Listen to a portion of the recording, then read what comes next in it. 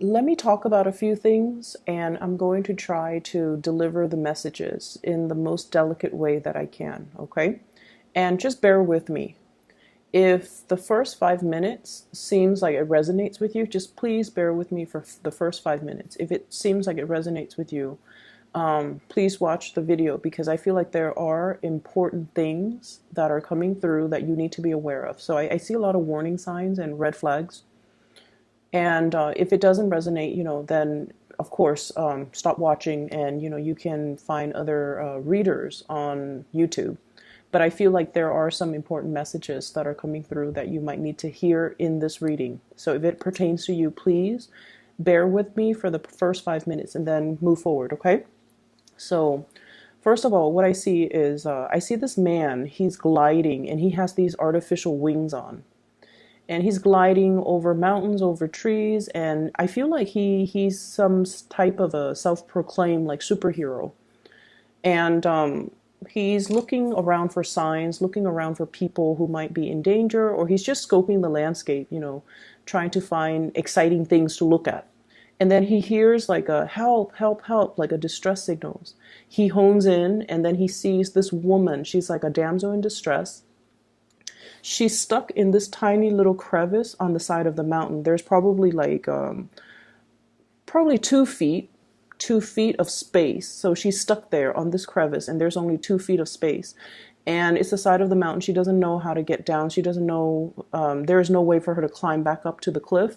There's no way for her to climb down because it's a really really far drop. Okay. And then he sees her. He's all like, "Okay, I'm gonna go save you. Hang in there." He lands on the crevice, 2 feet crevice. And then he goes, okay, I'm here, I'm gonna save you. And then he tries to, get her away. And then he realizes, I have these artificial wings. I need a little bit of a running start before I can take off and soar. But the crevice is only 2 feet wide. It doesn't give him enough room to run, to gain momentum, and to get traction in order for him to, especially, glide. Okay. And so we're in a little bit of a quandary here. So the scene kind of cuts out. So what I'm feeling happening here, and the later part of February, you're definitely in a very, very generous, self-giving type of a mood. Okay, we have here the Six of Pentacles. This is a card about generosity, wanting to help people, wanting to assist people, wanting to dish out advice, wanting to give financial assistance to others who might be in a less fortunate situation. I see this for a lot of fire signs. You guys want to right wrongs. You guys want to balance out injustices in the world. So I feel like this is a very magnanimous, loving, selfless energy about you. And you do a lot for other people too. And I feel like, going back to that image, it seems as if you're giving into a situation or you're trying to help somebody, but the Magician in the reverse, you might not exactly know how to go about it the right way, or they're only giving you a piece of the story and they're not giving you the complete picture. Okay, so there are two things at work here. The first thing is that, yes, you want to communicate and you want to be physically available to offer assistance in a situation.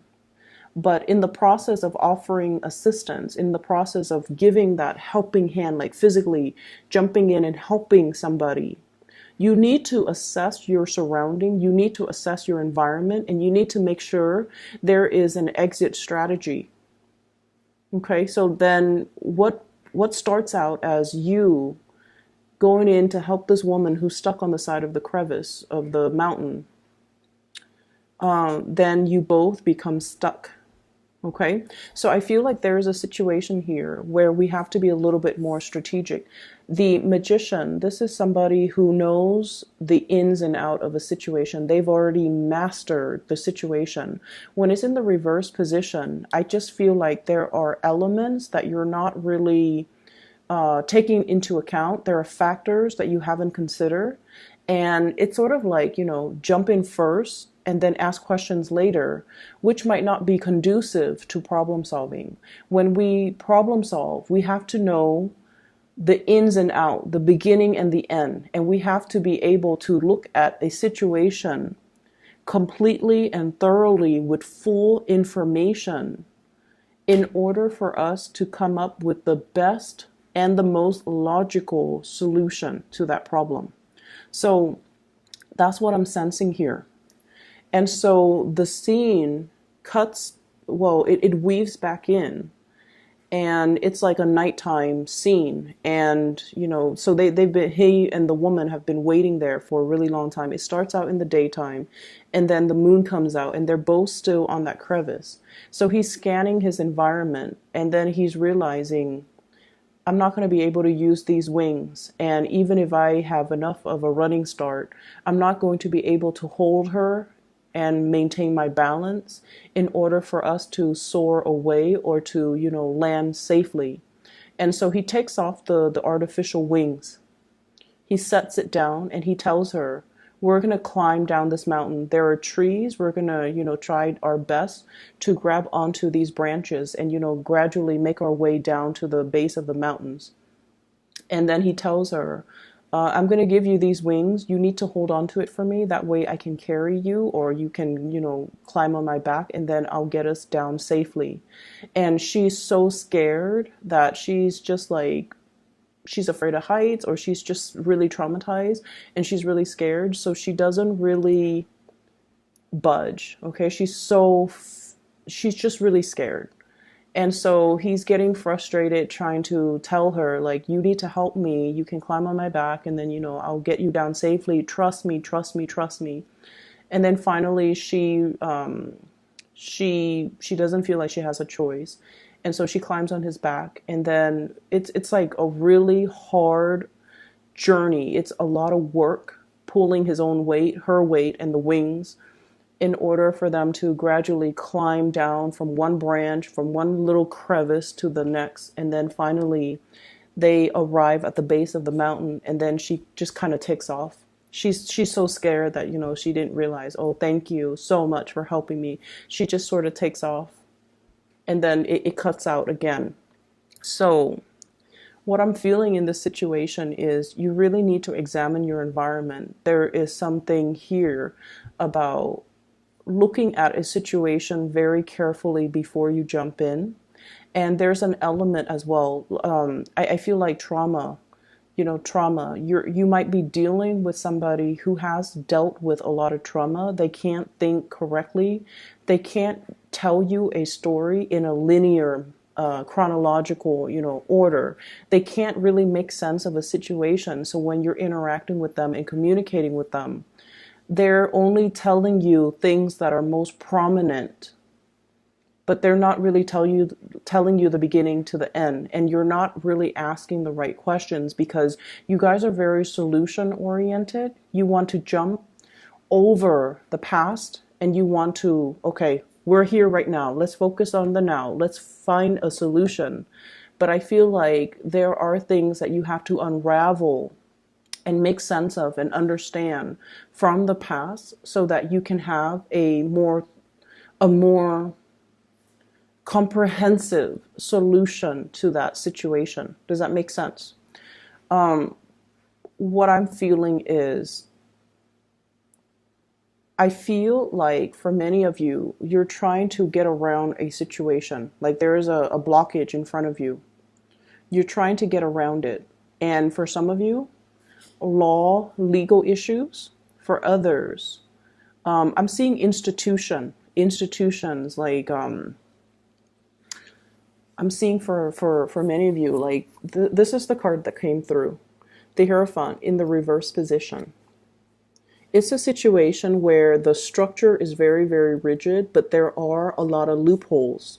There are a lot of strategic maneuvering that you need to make in order for you to get around the situation. So if you were to kind of like attack it head on, you're not going to be able to gain traction. However, if you were to go back and look at the laws, look at the rules, look at the regulations, look at how things have been done in the past, look and study up, okay? He's reading a book here, so I feel like studying up, researching, being able to figure out logically how one thing connects to the other so that you can have full information before you can take on this task. So I feel like on the one hand, you want to help another person, you want to help a situation, you want to make a situation better. But in the process of getting involved, you find yourself very like pulled in, and you find yourself possibly emotionally swayed by another person, by their sob story, by the things that they're telling you. And I feel like you're only hearing things from their perspective. And yes, you're very generous and you want to help, but this situation can land you in hot water. So you need to be very, very, very careful about other people's intentions, what they're telling you, and whether or not they're telling you information that is important, or they're telling you information that is very subjective because not because they're manipulative. I don't sense that. But because they could be dealing with trauma, and they could be giving you information that they think is important, but that doesn't really add to the fact finding that's necessary to arrive at a good solution. Does that make sense? I'm going to give you an example because I have some things that are coming out. Okay? So I feel like somebody is telling you the law says this, but I want you to do this.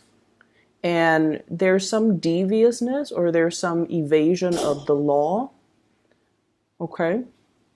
Either for financial gains or either to gain something. And in your mind, there are some red flags that are going off like, no, this is wrong because it's against the law. But I also feel like they're coming up with a very persuasive argument. And rather than focusing on the fact that, yes, it is against the law, they're focusing on the future, which is, yeah, but if you do this one thing, you're going to end up with all of these amazing opportunities and benefits. And they hype up the story and you feel very drawn to it because so the bottom line is we're focusing on the future. If everything goes according to plan, we're going to get all of these benefits. However, what if things don't go according to plan? The future is all speculative. And so I want you to be a little bit careful about dealing with people who speculate, dealing with people who paint you this beautiful, amazing story, and then you jump in and then you find yourself very, very stuck. So this is something I feel can be avoided and should be avoided. So if you're still watching this, I hope that you take that into account. If you're dealing with people who are painting this rosy picture, and especially if they're not able to give you the whole story, or if they're not able to give you, step-by-step instructions on how to do something, but they only focus on the benefits, they only focus on conjecturing or even speculating, this is what's going to happen, this is what we're going to get. So please be careful about that, okay, Aries? So going back to the message, the image that I saw, okay, and this woman, she's distressed. I feel like he spent the whole day, okay, he was stuck there, he found himself stuck, and then nightfall comes, and then he was very much focused on the solution. And I feel like the important question that is relevant, but that was not asked was, hey lady, how'd you get on this side of the mountain? Did someone drop you here? Did someone retaliate? Did you do something bad? How did you find yourself on this tiny little crevice in the middle of nowhere on this mountain? I feel like that was a question that needed to be asked. How did you get yourself in this situation? Okay, and then the fact is that he helped her. He pulled her weight, he pulled his own weight, he helped her down the side of the mountain, and then she just takes off without a thank you, without, that gratitude, without and she might have taken his wings too. I believe she was holding on to his wings. And so he finds himself, at the base of the mountain, and he's like, okay, what's going to happen to him? So I feel like you kind of need to really think about yourself a little bit more and think about, like, what's going to happen to me at the end of this? What if things don't go according to plan? What if I have to make a detour? Is there a plan B?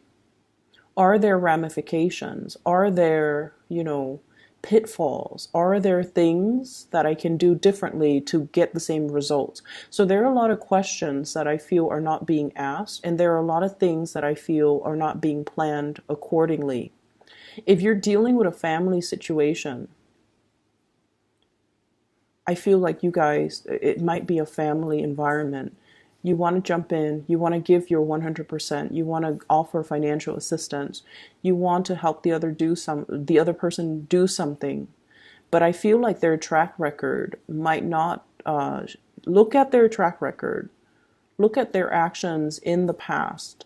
Don't look at the things that they're hoping to achieve. Look at what their track record says about their ability to follow through, their ability to be truthful and honest, and to, implement plans, and to be self-sufficient, and to do things on their own. Because I feel like some of you might be giving financial assistance to a person because they're like, oh, I've got this great business idea. I need, X amount of money. Can you loan me that money? Because in the future, I'm going to make, like, 10 times more, and then I'll pay you back as soon as it comes out. But they're not giving you a solid business proposal or even a business plan. How are they going to be able to practically execute their plan? Is it feasible?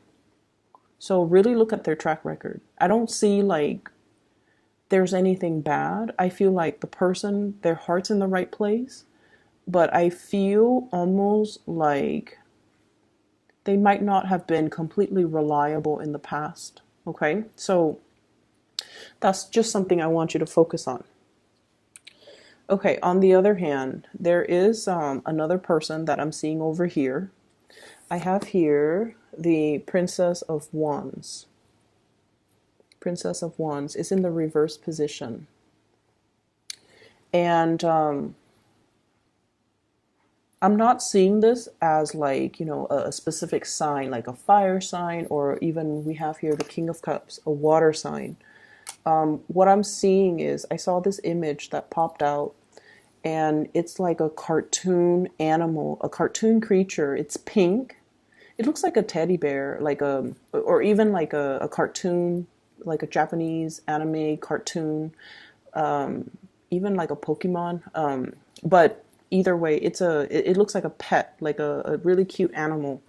It's pink. It has like whiskers. It has ears. It has a fluffy tail, and it's really cute to look at. So it's in a home environment.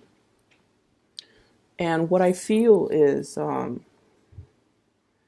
it, it stays home. You have to feed it. You have to give it water. It potentially eats your food, and it could, pee or poop on the rug, and then you have to clean it up. Okay, so I feel like there is somebody here that is kind of, I feel like they might be taking advantage of a situation, or they are creating a lot more work for you, and they're not really pulling their weight. They're not really pulling their weight. Sure, they're cute and cuddly and warm and comforting, and their presence is great. But I feel like that animal, it just looks cute. It doesn't really do anything. It doesn't even have a function. It doesn't guard your house. It's just something that's cute or pretty to look at. It eats your food. It dirties or soils your house. You have to constantly give it attention. You have to walk it. You have to take care of it. And so the energy exchange, the give and take, is really not reciprocal. I feel for some of you, you might be interested in a person and you're courting them, like you're hardcore, like just full on showing them you're interested. You might be whining and dining the other person. I usually think of this as, the romantic person, the Casanova, the one that wines and dines others. You're showing somebody that you're really interested in them, you're very attracted to them as well. And I almost feel like they're aware of it and they're kind of either milking it, or they have this sense of entitlement about them. Since you like me so much, why don't you take care of me? And I want you to be very, very careful about that, because I feel like for many of you, you don't mind, because that generosity card came out first. You don't mind. But I feel like it's just the law of karma. Things have to be reciprocal. Give yourself to reciprocal relationship partners. Give your time and your energy to people that are deserving of it, to people that appreciate it, and to people that will reciprocate for you. Because as we progress through life, you will start to notice too that energy and time are very limited. So we need to devote our energy and our time to people that deserve it, and to people that we want to share that space with and who can reciprocate for us. As we get older, and I feel like for many of you, you might be watching this, you guys are on the younger age spectrum. But as you get older, and this is what I've noticed too, the demands of work, the demands of friends, the demands of family, parents, aging parents, work, trying to get ahead in your work environment, you're being pulled. You're going to start to feel like you're being pulled in multiple directions. And you don't have a lot of your time to give. And you're going to find that you don't have a lot of energy to give to others. And so it's really good practice to start at a young age, to learn to say no, to draw boundaries, and to not let other people take care of you. Or, I'm sorry, not let other people, not let other people take care of you. Learn to be self-sufficient, but also not let other people take advantage of you. Okay? And then for some of you too, this could be your energy, the Queen of Wands. I'm sorry, the Page of Wands. And there's somebody who's very, very, very much interested in you. They're like really attracted to you, really, really interested in you. They either want to take care of you, like, I feel like somebody that wants to give you money so that you can date them. I feel that. Somebody who is potentially a lot older, and they want to have something with you where they take care of you. And it's like, yes, it's all great and good, but we have to learn to be self-sufficient, and we have to learn that relationships need to always be reciprocal. I feel for some of you, you might have gotten out of a relationship that was quite tumultuous, okay? Like a breakup of a situation where you might have been married and you're separated. You might have been married and you're divorced, or you might have lived with somebody that you had a very significant relationship with, and you've given a lot of yourself, and the other person just, there wasn't that sense of reciprocity, and you're a little bit jaded, and you're meeting somebody new who adores you, absolutely adores you. We have a potential water sign, Pisces, Cancer, Scorpio. And I almost feel like, I feel like you might not love them 100%, but you've been jaded. So you're just like, I'm going to go with this relationship because this person loves me more than I love them. And as a result of it, they're never going to leave me because they love me more than I love them. And so you feel like there is a safety and security in that differential between who loves who more. If they love me more, they're not going to leave me. And so you stay in it, even though your heart is not 100% complete in that union. Does that make sense? I feel there is an apology with a person from your past. They're coming to you and they're offering you an apology. This has been long awaited. This has been years in the making. This person seems to me to be very, very stubborn. Their energy, the magician in the reverse, and I feel like there was a lot of love caught up with this person, and I feel like they're finally seeing the forest for the trees, and they're going to give you that apology. Okay? I hope the reading is helpful for you, Aries. And if you have, watched it, the entire video to this point, I feel like you have to be good to yourself. You have to know your worth. You have to understand that things need to be reciprocal. That is the karmic way of the universe. That is what we're supposed to do. It's our obligation to one another. Have an equal exchange of energy in all of our social relationships, love relationships, family relationships.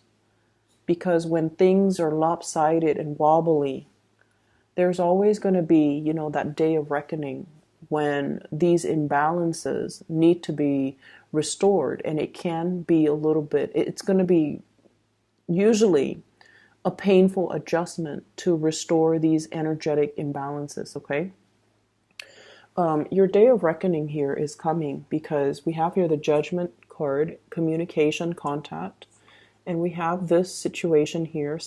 This is the Knight of Pentacles, and I feel like somebody is coming in because they want to offer an apology. And I feel like you've had a really long but also painful history with this person, Three of Swords. And they are aware of their actions in the past. And I feel like, with every type of an interaction, it requires, like, it takes two to tango, right?